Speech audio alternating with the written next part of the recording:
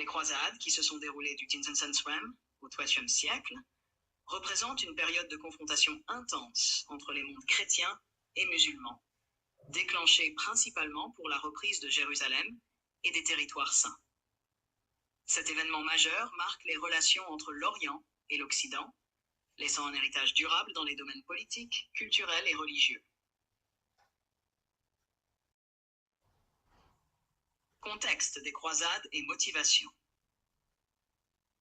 Les croisades sont lancées en 1095 par le pape Urbain II lors du concile de Clermont. Elles visent à reprendre Jérusalem sous contrôle musulman depuis 638 et à défendre les pèlerins chrétiens en Terre Sainte. Les motivations chrétiennes étaient diverses. Garantir le salut, accroître l'influence politique du pape, soutenir l'Empire byzantin contre les Seldjoukides et répondre aux ambitions des chevaliers européens. Les grandes croisades et leurs impacts sur les relations chrétiennes et musulmanes. 1. Première croisade, 1489. La première croisade atteint Jérusalem en 1089, menée par des chefs comme Godefroy de Bouillon, Raymond de Saint-Gilles, Bohémond de Tarente et Tancrède. Ils parviennent à prendre Jérusalem le 15 juillet 1089, instaurent le royaume de Jérusalem et fondent des États croisés dans la région, notamment le comté de Tripoli, la principauté d'Antioche et le comté d'Édesse. L'impact pour le monde musulman est marqué par l'installation durable des croisés en Terre Sainte et la perte de Jérusalem, qui suscite une résistance croissante des populations locales et des dirigeants musulmans. 2. Seconde croisade, 1147-1149.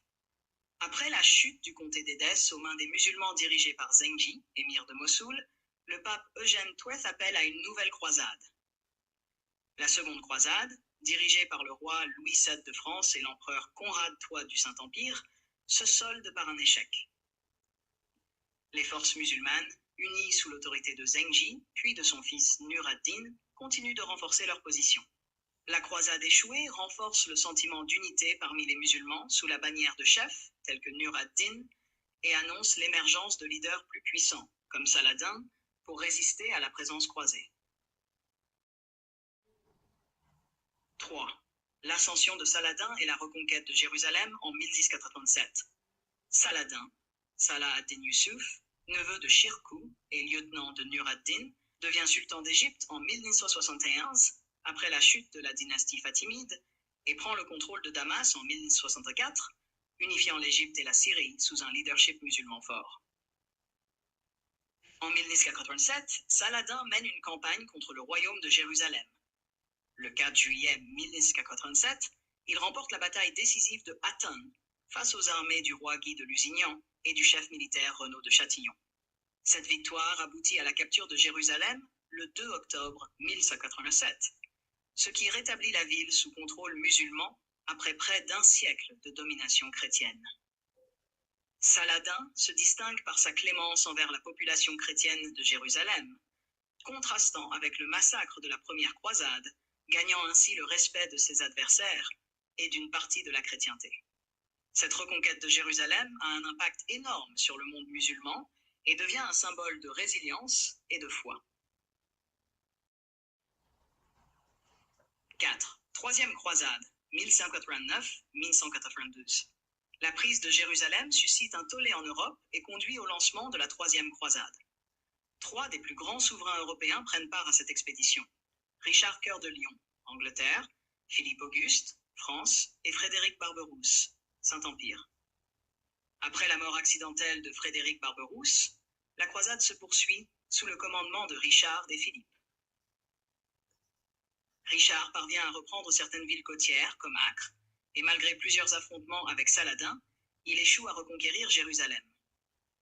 En 1192, Saladin et Richard concluent un traité qui garantit la sécurité des pèlerins chrétiens se rendant à Jérusalem, tout en maintenant la ville sous contrôle musulman.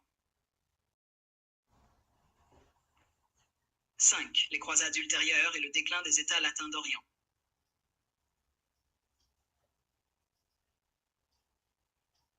La quatrième croisade, 202-1204, se détourne de son objectif initial et aboutit à la prise de Constantinople par les croisés en 1204, affaiblissant durablement l'Empire byzantin sans affecter directement le monde musulman. Les dernières croisades, bien que visant à renforcer la présence chrétienne, n'ont pas l'ampleur ni les succès des premières. En 1291, Acre, dernier bastion croisé en Terre Sainte, tombe face aux Mamelouks, marquant la fin définitive des États latins d'Orient. Dynamique et impact des croisades sur les relations islamo-chrétiennes. Les croisades créent un héritage complexe pour les relations entre les mondes chrétiens et musulmans. Bien qu'elles aient été marquées par des violences réciproques et des batailles acharnées, elles entraînent également des contacts culturels enrichissants et des échanges commerciaux. 1. Échanges et transferts culturels. Les croisades permettent aux Européens de découvrir des avancées scientifiques, médicales et philosophiques du monde islamique, notamment en mathématiques, en astronomie et en médecine. Des textes traduits, des plantes et des objets inconnus en Europe, comme les épices et la soie, entrent en Occident, enrichissant la culture et le commerce européen. Perception mutuelle et hostilité. Sur le plan religieux et culturel, les croisades ancrent des perceptions réciproques de méfiance entre musulmans et chrétiens. Les récits de batailles, de massacres et de conquêtes mutuelles sont retransmis et alimentent un héritage de confrontations religieuses. Les croisades restent dans la mémoire des peuples musulmans comme des tentatives d'invasion de leurs terres sacrées.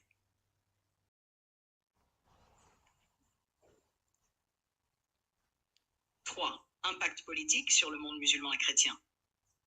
Pour le monde musulman, les croisades contribuent à l'émergence de nouveaux dirigeants unificateurs, comme Saladin, qui deviennent des symboles de résistance et de foi.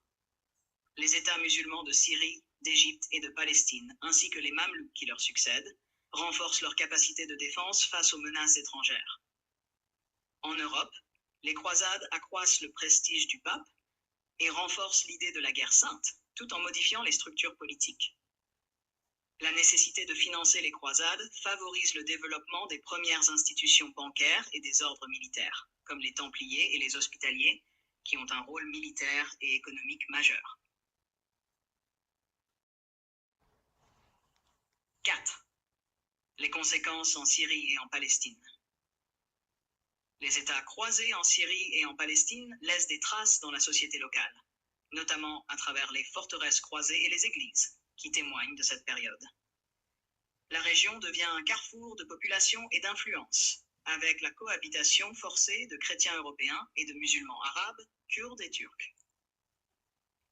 La chute d'Acre en 1291 met un terme aux croisades et consolide la domination musulmane dans la région, assurée ensuite par les Mamelouks et plus tard par les Ottomans, qui prendront la relève au XVIe siècle.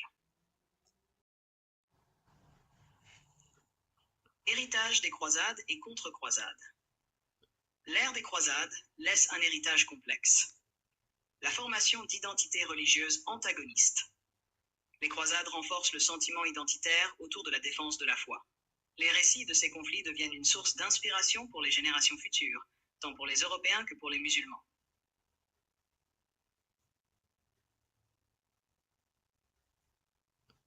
Influence durable sur la géopolitique. Les croisades contribuent à façonner les structures politiques et militaires des deux côtés, notamment avec l'émergence des ordres militaires et des confréries religieuses dans le monde musulman, qui jouent un rôle de premier plan dans la défense des territoires islamiques. Échanges culturels et scientifiques.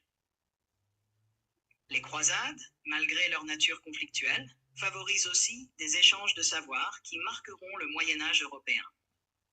La redécouverte de la philosophie grecque par les textes traduits en arabe, notamment grâce aux philosophes musulmans, aura une influence capitale sur la Renaissance en Europe.